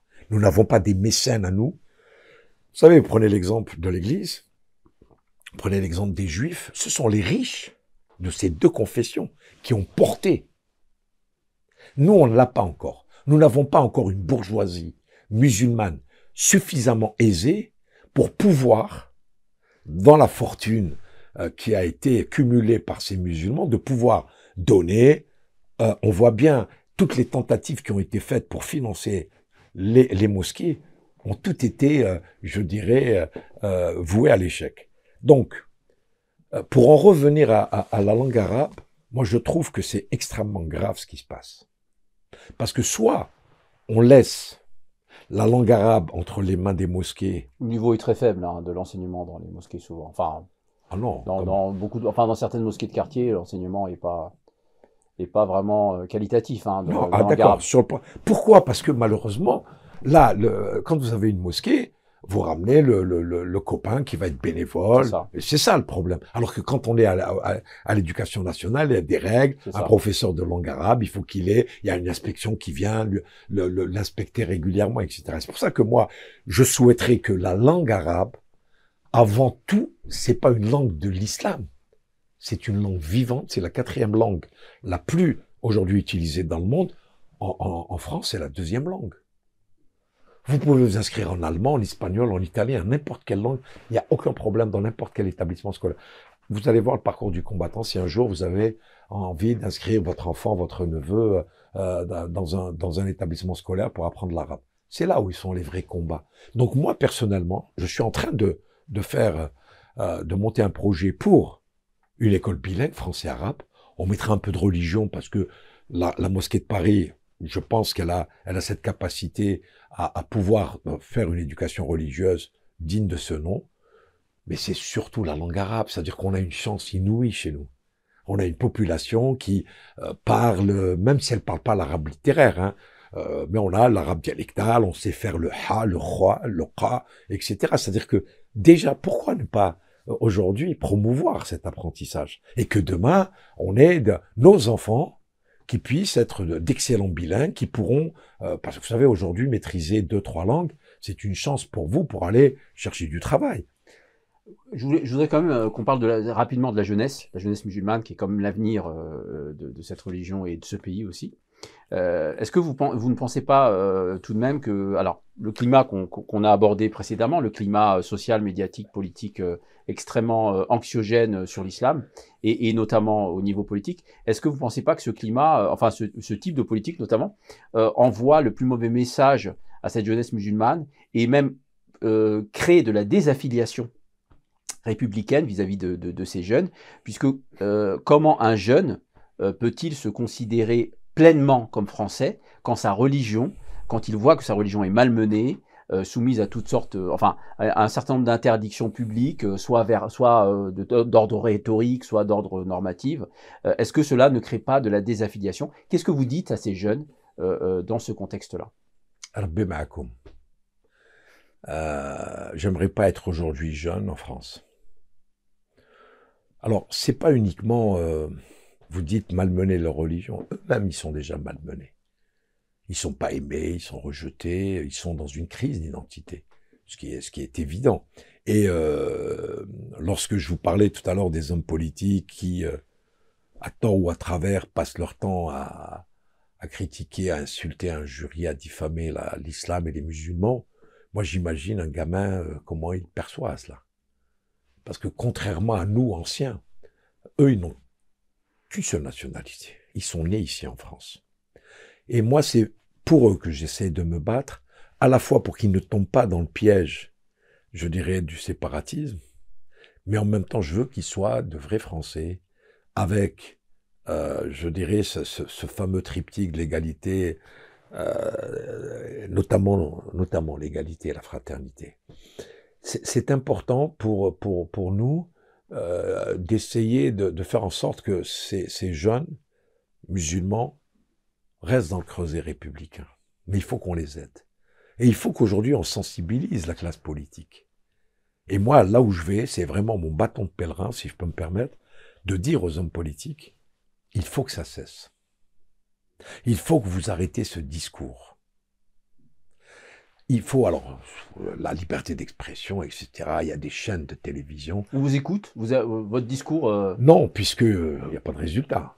On le voit bien. Si du jour au lendemain, on fermait quelques chaînes de télévision, là, je pourrais venir parader devant vous en disant qu'ils m'ont écouté, malheureusement, parce que ça se vend. Ça se vend aujourd'hui. Et puis, vous savez, il y a un vrai amalgame dans notre religion. Lorsqu'un gamin de 10 ans va voler une pièce de 5 euros, c'est un musulman. Et ça, c'est terrible. Et aujourd'hui, il faut se battre pour qu'on arrête de nous pointer du doigt. Vous savez, il y a la fameuse blague, il n'y a que la météo qui peut ne pas être à cause des musulmans. Et encore, quand on dit que le temps est voilé, c'est terrible ce qu'on est en train de vivre.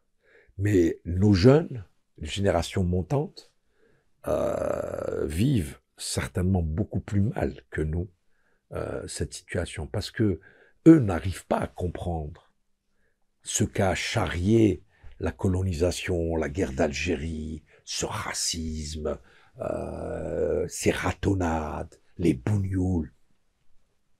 Tout ça est censé avoir disparu. Aujourd'hui, on a poli tout cela. Alors que les aînés, dès qu'ils avaient un petit peu les cheveux frisés, tiens, voilà le sale arabe. C'est ça le message. Aujourd'hui, c'est plus compliqué parce que c'est plus sournois. Et nous devons nous battre pour que cette composante de la société française trouve sa place. C'est ça aussi le message du recteur de la Grande Mosquée de Paris, c'est non pas uniquement, parce que vous savez, les fidèles, moi, quand ils rentrent à la mosquée, ils n'ont pas besoin de mon autorisation. C'est une salle de prière, les portes sont ouvertes. Aujourd'hui, j'ai reçu des fonctionnaires qui étaient étonnés qu'il n'y ait pas de portique de sécurité à l'entrée de la Grande Mosquée de Paris. Ben moi, je dis, parce que c'est un lieu de culte. Et il y a un verset coranique qui rappelle que lorsque vous entrez dans une prière, vous êtes dans un lieu où vous êtes protégé. C'est ça le vrai message. Et donc, le combat est encore ardu, mais encore une fois, il faut que nous sachions nous organiser. Alors justement, je profite de ces derniers mots pour vous poser cette question. Pourquoi les musulmans ne réussissent-ils pas à créer une institution religieuse nationale qui les fédère et qui leur permette d'annoncer d'une seule voix le début et la fin du Ramadan, les dates de l'Aïd, le montant de la Zakat el-Fitr et de la Zakat el-Mel, enfin non, plutôt la Zakat el-Fitr, parce que la Zakat el-Mel est un pourcentage. Chaque année, c'est toujours la même polémique qui divise les musulmans. Pourra-t-on un jour y remédier? J'espère qu'on pourra y remédier. Vous savez, on n'a pas encore réussi, nous, musulmans, à comprendre ce qui est essentiel du combat qu'on doit mener ensemble et de l'accessoire. Malheureusement, aujourd'hui, d'abord, nous-mêmes, on est très divisés. Certains participent à encore plus nous diviser. Mais je pense qu'il y a des générations montantes que moi j'invite vraiment à très vite prendre le relais. C'est en train de se faire doucement. Mais aujourd'hui, il y a des égos, il y a des ambitions, etc. Et encore une fois, ce qui est le plus difficile, c'est la division. Prenons le cas du Ramadan et de l'Aïd. Aujourd'hui, il y a deux formes, je dirais, de fixation du premier jour du Ramadan et de l'Aïd. Il y a les calculs astronomiques, et puis vous avez la vision. Donc certains qui n'ont pas réussi à convaincre les autres qu'il fallait se baser sur des calculs, et les autres qui se basent sur la vision, n'ont pas réussi à convaincre le reste de la communauté. Donc il y a un problème. Certains disent, oui, on devrait avoir notre propre observatoire. Ok, mais beaucoup de moyens, est-ce que c'est possible? Et même quand on aura cet observatoire, est-ce qu'on pourra effectivement... Moi, personnellement, je me base sur des observatoires qui existent. Il y en a 3 ou 4. Je vais même jusqu'à celui de Bruxelles, et il y en a 2 ici en France que nous sollicitons en permanence pour qu'ils nous donnent les tendances à ce moment-là de la vision ou pas de la Lune. Et nous, moi personnellement, depuis longtemps, je connais cette question, puisque avant d'être recteur, j'étais conseiller de Dali Boubaker, et on a beaucoup travaillé sur cette question. Moi, ce que j'ai imaginé dans ce que j'ai appelé un mix entre la vision et les calculs, parce que il y a un aspect, je l'ai expliqué, hein, j'ai fait un petit texte pour expliquer pourquoi je m'accrochais un peu à Roya. C'est parce que, vous savez, notre religion, c'est une religion qui est très spirituelle. Il y a pas, c'est pas mécanique. C'est pas quelque chose qui se fait comme ça. Vous savez, moi, je me rappelle des nuits de doute qu'on a passées en famille. J'étais tout petit, à attendre, etc. Attendre quoi? En même temps, on faisait des prières. En même temps, il y avait tout un aspect. Lorsque l'enfant va commencer pour la première fois de sa vie à jeûner, il y a toute une préparation. C'est pas vous lui dites le 14 mars, ça y est, tu fais ton ramadan, ça y est, tu es un petit bonhomme, allez, vas-y. Non. Et je crois qu'il faut qu'on garde cet aspect de la spiritualité. Et moi, je le vis beaucoup à la mosquée de Paris. Pourtant, les calendriers, enfin, je veux dire, les prières, les 5 prières quotidiennes sont déterminées, donc qui sont un fondement essentiel de la religion musulmane, et qui sont un vecteur de spiritualité, pourquoi les calendriers sont déterminées par les calculs astronomiques. Ça ne dérange pas les partisans de la vision qui les utilisent.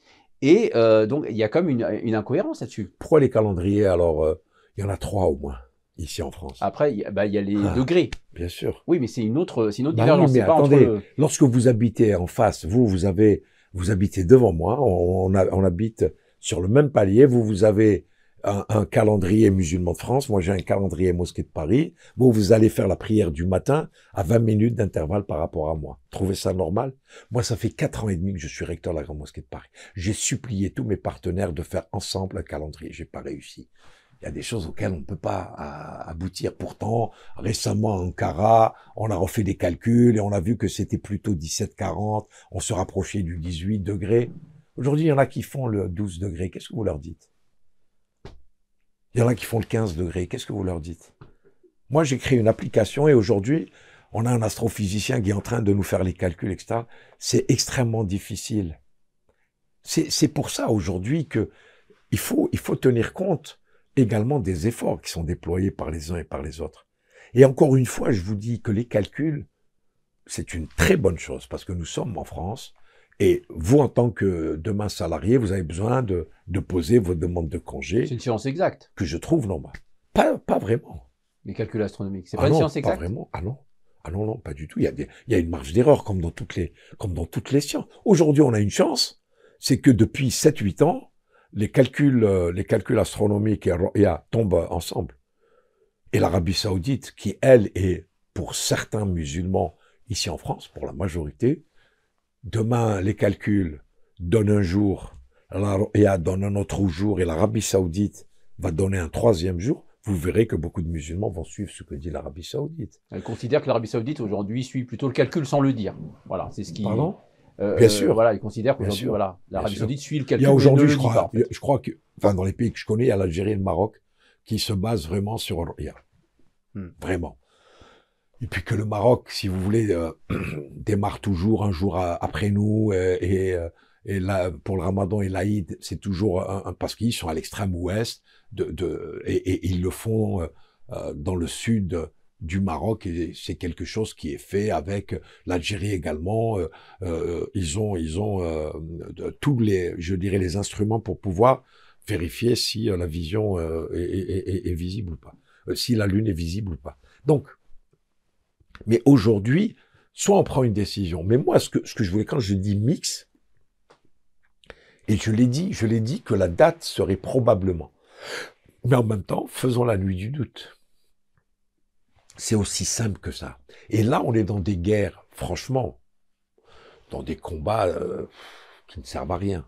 Donc pour Et vous, là, c'est pour unifier, c'est pour éviter un conflit. C'est-à-dire, vous dites, on peut s'appuyer sur le calcul, mais on va quand même garder moi, ce moment de nuit du doute. C'est pour éviter des divisions, c'est ça l'objectif? d'abord éviter les divisions et surtout permettre aux musulmans de passer d'une année, je dirais, sans le jeûne, mais qu'on entre dans la période du Saw vraiment en se préparant dans un je dirais, état d'esprit spirituel. Voilà le but essentiel. Il faut qu'on le maintienne. Parce que, vous savez, moi, j'ai été souvent interpellé par des gens qui me disent, en fait, on va devenir mécanique, c'est-à-dire que dans 4 ans, je sais quand est-ce que va commencer le ramadan, se termine. C'est ça aussi les calculs. Là. Tout à l'heure, on parlait de la fin de vie. C'est la même chose. Un médecin, il vous observe, il fait le diagnostic, il va se dire, bon, vous en avez pour 3 jours. Donc, si on tient compte du calcul, là aussi, c'est très scientifique. Le médecin, en général, quand il sait que vous êtes à la fin de votre vie, vous allez lui dire, OK, c'est bon. Ou est-ce que non, Dieu peut encore me donner? C'est arrivé souvent. Aujourd'hui, on n'est pas dans la science exacte. On est dans la religion. Laissez vivre les gens. Laissez-les s'aérer spirituellement. Pourquoi les enfermer? Non, c'est le 31, c'est le 25. Non, doucement. En même temps, il faut unifier cette communauté qui doit jeûner ensemble et ne pas se diviser sur le jeûne. Vous savez, je vous dis franchement, il faut aujourd'hui qu'on arrive ensemble à déterminer quelles sont les priorités. Et après, on pourra s'organiser. Aujourd'hui, chacun a son propre agenda. C'est pour ça qu'on n'arrive pas à s'organiser. Il y en a qui attendent l'État qui va lui dire qu'est-ce que tu veux, etc. Donc, il nous faut une vraie maturité. Alors, chez Msedine Hafiz, depuis votre prise de fonction en tant que recteur, vous n'avez pas chômé, hein, c'est le cas de le dire, et votre bilan a déjà totalement éclipsé celui de vos prédécesseurs. Vous faites preuve d'un activisme culturel assez important, vous avez lancé une revue, vous organisez régulièrement des conférences, des journées d'études, des événements comme la Journée de la Femme, vous avez créé un prix littéraire, et vous avez aussi lancé un projet de nouvelle traduction du Coran, sans oublier la création d'une organisation Amal sur laquelle nous reviendrons. Quelles sont au juste vos ambitions pour l'islam de France? Très modeste, hein. C'est que ce soit des musulmans comme les autres. Avoir un prix littéraire, je trouve que dans le pays de Molière, c'est quand même le minimum qu'on puisse faire, surtout que les musulmans, lorsqu'on prend nos ancêtres, hein, depuis le début de la révélation, regardez le nombre astronomique de découvertes, de poésie, d'écriture. On a écrit, je pense, des milliers, voire des millions de pages. Aujourd'hui, qu'est-ce qu'on écrit ici en France? Vous avez quelqu'un aujourd'hui à me citer d'un grand philosophe musulman, d'un grand penseur musulman? Il n'y en a pas. Moi, j'essaye d'inciter, c'est un peu mon rôle, de pouvoir inciter les uns et les autres à écrire. Si dans votre question, et excusez-moi si je vous prête des attentions peu louables, mais je n'ai aucune ambition personnelle. Je veux que non, c'est pas du tout. Je veux que la mosquée, mais en termes de projet, c'est-à-dire qu'est-ce que vous aimeriez réaliser ou être le vecteur d'une réalisation à travers cet activisme? c'est tout simplement, encore une fois, de montrer que la religion musulmane, c'est comme on dit en arabe, din wa dunya. C'est une religion et c'est une vie.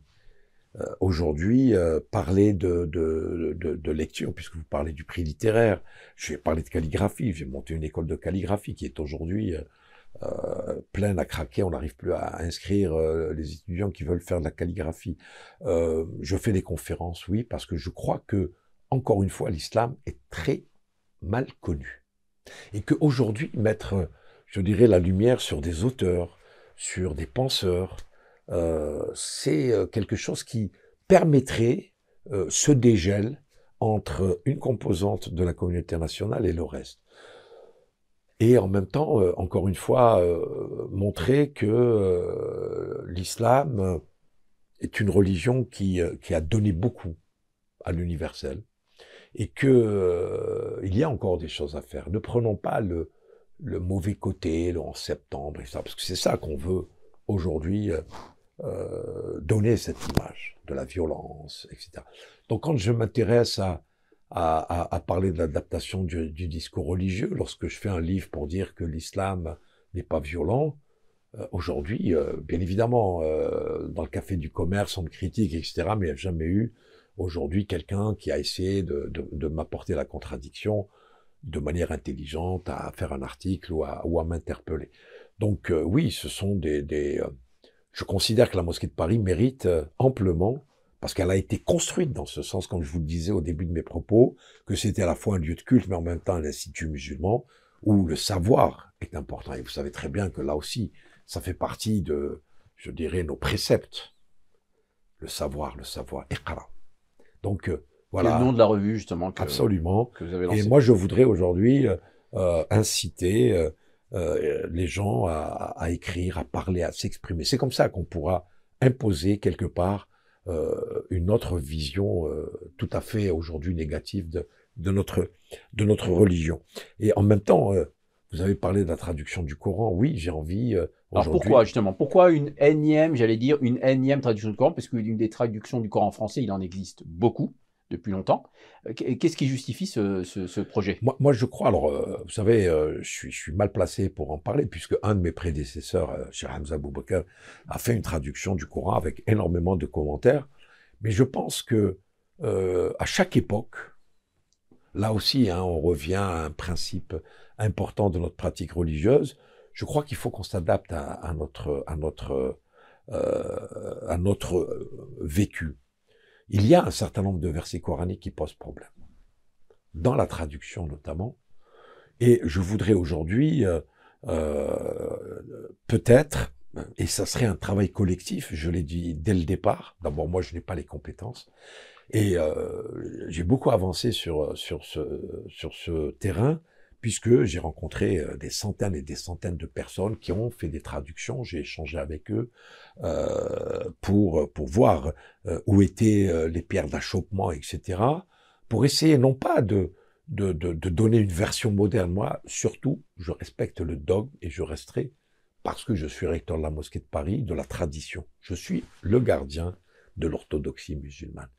Pour moi, c'est pas un gros mot, l'orthodoxie musulmane. Mais en même temps, est-ce qu'on a vraiment interprété comme il se... Parce que vous savez pertinemment que les premières traductions du Coran ont été faites pour combattre l'islam. Oui. Oui. Donc aujourd'hui, nous avons effectivement un certain nombre de traductions. Il y en a qui sont excellentes, mais il y a certains versets, malgré la traduction, posent problème.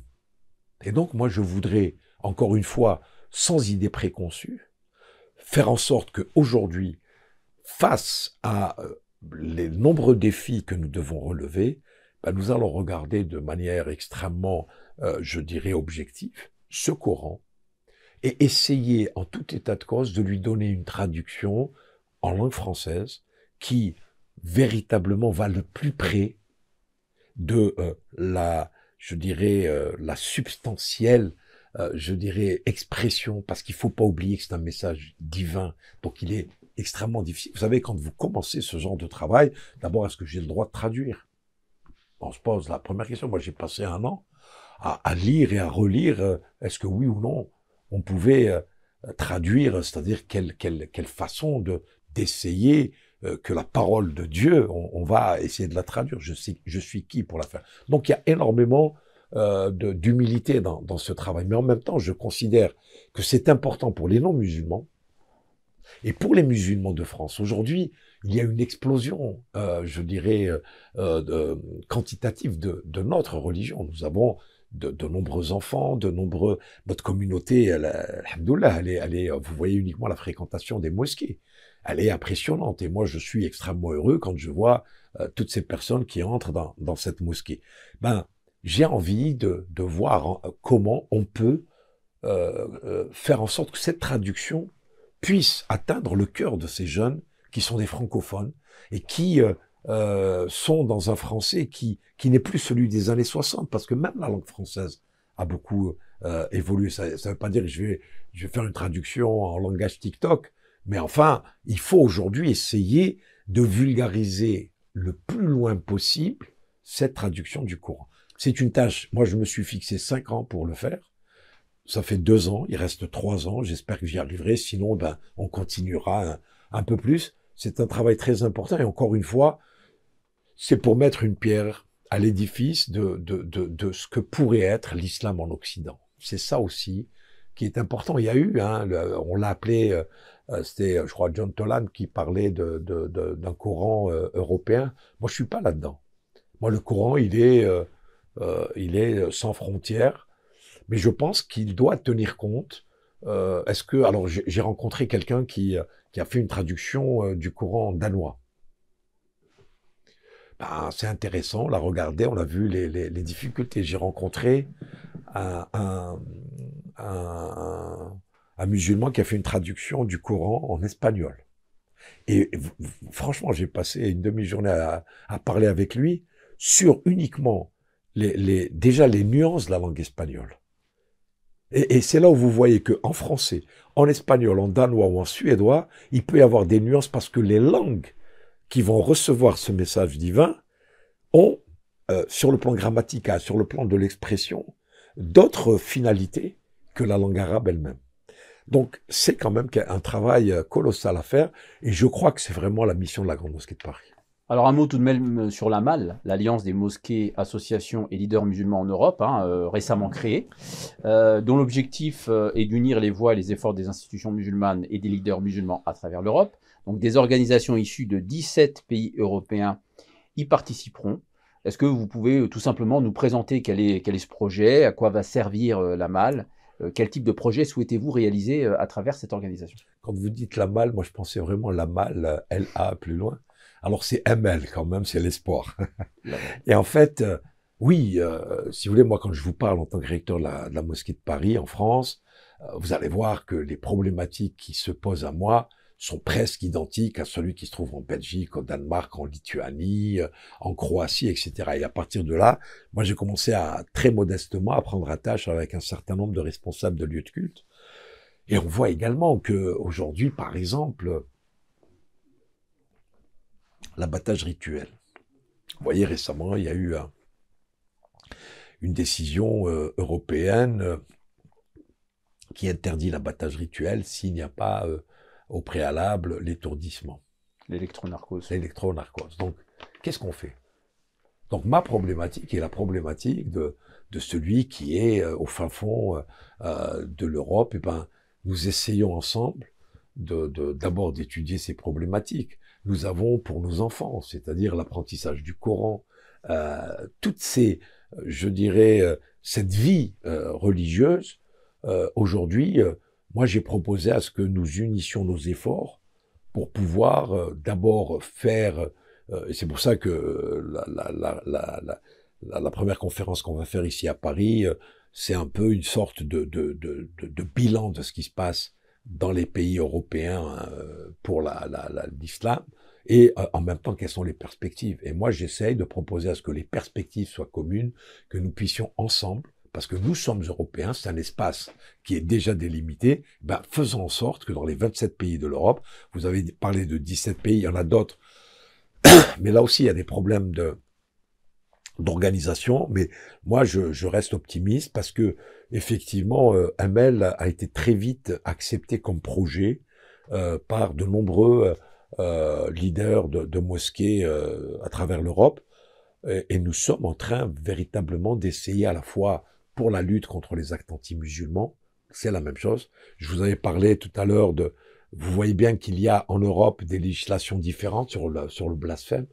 Ben, aujourd'hui, est-ce qu'on peut réfléchir ensemble pour poser ce type de questions? Donc, c'est bien précisé, conseil de coordination. Donc, moi, je n'ai pas la prétention, parce que j'ai été élu président de ce conseil, parce que j'étais à l'initiative de ce projet, voilà. Mais en même temps, j'ai pas, comme vous l'avez dit, je suis pas le représentant de l'islam de France, je suis encore moins le représentant de l'islam en Europe. C'est pas du tout mon ambition. Moi, j'essaye à mon petit niveau, de pouvoir véritablement apporter à la collectivité. Il ne faut pas oublier là également que l'islam, tout à l'heure vous avez parlé de l'organisation, nous sommes, si vous voulez, aujourd'hui une religion sans clergé. Pourquoi aujourd'hui créer une hiérarchie? Pourquoi voulez-moi que je sois votre président? C'est pas ça le but du jeu.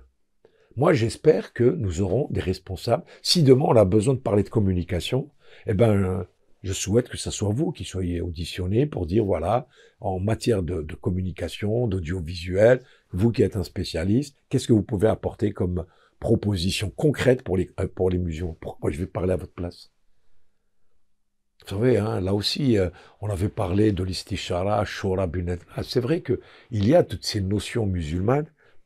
Lisons-les, regardons-les. C'était pas n'importe quoi qui avait été lancé à l'époque, parce qu'effectivement, le fait que nous soyons dans une gestion collective, elle freine également nos égos démesurés. Alors pour terminer cet entretien, monsieur le recteur, une touche un peu plus dramatique, puisque les feux de la guerre planent de plus en plus sur le Moyen-Orient. Le martyre du peuple palestinien ne finit pas de se poursuivre. 7 mois après, le bilan des victimes civiles ne cesse de s'élargir, entre 30 et 40 000 morts. Les bombardements et meurtriers israéliens et les assassinats ciblés se poursuivent. Israël a bombardé l'ambassade d'Iran en Syrie. L'Iran a riposté de manière proportionnée en envoyant 300 drones, comme l'actualité nous l'a présenté. En tant qu'homme de foi, qu'est-ce qui pourrait, selon vous, mettre un terme à cette folie criminelle et mettre un terme donc à la souffrance du peuple palestinien? Moi, je l'ai dit dès le début de cette terrible tragédie du 7 octobre, il faut 2 États. Il faut aujourd'hui qu'il y ait un État palestinien. J'avais même proposé, alors je ne suis qu'un religieux, je n'ai pas la voix qui porte, mais j'avais dit sans condition. Un État palestinien devait être créé le plus vite possible pour que cet État palestinien puisse lui-même défendre ses positions, notamment à l'ONU. Parce que si la guerre s'arrête, s'il n'y a pas d'État palestinien, on a renvoyé au calendrier grec la création d'un État palestinien. La souffrance du peuple palestinien, elle passe par là. Tant qu'il n'y aura pas d'État palestinien, la guerre continuera. Et je l'avais dit également, c'est que aujourd'hui, il faut le dire également, quelles sont les organisations ou les pays qui souhaitent la disparition de l'État d'Israël? Il n'y a plus aujourd'hui aucun pays qui le dit, pays musulman. Donc aujourd'hui, il faudrait garantir la sécurité de l'État palestinien. D'abord qu'il ait un État fiable, parce qu'aujourd'hui, je ne sais pas comment ça va se passer. Quand on voit la Cisjordanie... Sur quelle terre, justement? Parce que la présence coloniale écoutez, rend de facto impossible de créer un territoire. Il faut aujourd'hui revenir d'abord aux fondamentaux. Il y a eu un projet en 47, et puis en 48, pardon, et puis par la suite, il y a eu plusieurs propositions, notamment celle de 67. Aujourd'hui, il est indécent de considérer que Jérusalem ne peut être la capitale que d'un seul pays. C'est indécent. Il faut que la Palestine ait une partie de Jérusalem, là où il y a le Quds, c'est-à-dire un des lieux les plus illustres et les plus importants du culte musulman. Ce qui est terrible aujourd'hui, c'est encore une fois, ces, je dirais, positions qui sont prises de manière à ce qu'on considère qu'il y a une injustice flagrante du 2 poids et 2 mesures. C'est-à-dire, on a été à des hommes politiques qui ont considéré que les enfants de Gaza, c'était des dommages collatéraux. Ça, c'est ça qui est terrible. C'est ça qui va rester à l'oreille des futures générations. Vous attendez quoi de la France, justement? La position française sur la Palestine, vous attendez quoi? Vous espérez quoi? Qu'elle soit plus ferme. Elle a demandé, la France a été un des premiers pays qui a demandé un cessez-le-feu immédiat, sans condition. Et puis, on critique beaucoup Emmanuel Macron, mais Emmanuel Macron avait dit que, publiquement, qu'il n'avait pas aujourd'hui les moyens de faire pression sur Netanyahou, il l'a dit. Et aujourd'hui, je crois que la France a un rôle à jouer. Et pourtant, la France est intervenue militairement au moment de la riposte iranienne dont l'ambassade avait été bombardée en Syrie. Donc là aussi, le 2 poids 2 mesures, on voit que la France intervient dans un cas, mais pas pour protéger les populations civiles. Vous savez, la position de la France, à un moment donné, était extrêmement cohérent. Il faut qu'on reste dans cette cohérence. Dominique de Villepin, ministre des Affaires étrangères de Jacques Chirac, l'a rappelé. Il a été accusé d'antisémitisme, mais je crois que c'est ça la force de la France. C'est d'avoir une voix singulière dans ce conflit. Malheureusement, il nous est arrivé très souvent de pencher d'un côté de la balance. Ça, c'est clair, c'est établi. Mais aujourd'hui, moi, je pense que, et là aussi, on m'a beaucoup critiqué, moi, je suis resté, depuis le début, dans le camp de la paix. C'est difficile d'être dans le camp de la paix parce que souvent, là, il y a 3 jours, j'ai fait un appel à la paix. Alors, on m'a reproché d'avoir utilisé le terme risque génocidaire. On m'a reproché d'avoir dit que l'Iran avait répliqué, parce qu'on considère que c'est l'Iran qui a été l'agresseur. Enfin, on marche sur la tête. Donc, il faut avoir ce courage. C'est difficile, mais en même temps, moi je pense, et je l'ai dit depuis le début, il faut, pour arrêter cette guerre, que le peuple palestinien puisse à la fois recouvrer une vraie indépendance, avoir un territoire fiable dans lequel il peut se développer à côté des autres pays de la région. Et ça, il n'y a que les grandes puissances qui doivent exiger. Et moi, j'ai peur que on arrête la guerre et qu'on se dise, tiens, on va continuer et on va se voir dans 2 ou 3 ans parce que les accords d'Oslo, les accords de Camp David, tous les accords ont été très bien écrits, mais quand on est passé à la phase de la mise en œuvre, il y a eu beaucoup de bémols. Et c'est là où, malheureusement, le peuple palestinien est toujours sorti affaibli, parce qu'il ne faut pas oublier qu'il y a 2 ans, on ne parlait plus du problème palestinien. Et franchement, certains pays arabes devraient quand même faire leur autocritique, parce que vous parlez de la France. Mais il n'y a pas d'autres pays qui ont participé à l'attaque contre l'Iran, il n'y a que la France. Parlons en tant que Français. Non, mais Donc faisons de la géopolitique. Nous interpellons en première. Parce que moi, je serais plus sévère à l'égard de pays qui ont la même religion que moi. Faut, enfin, un minimum. Minimum. Moi, je crois que c'est ça également notre voie, nous, en tant que musulmans.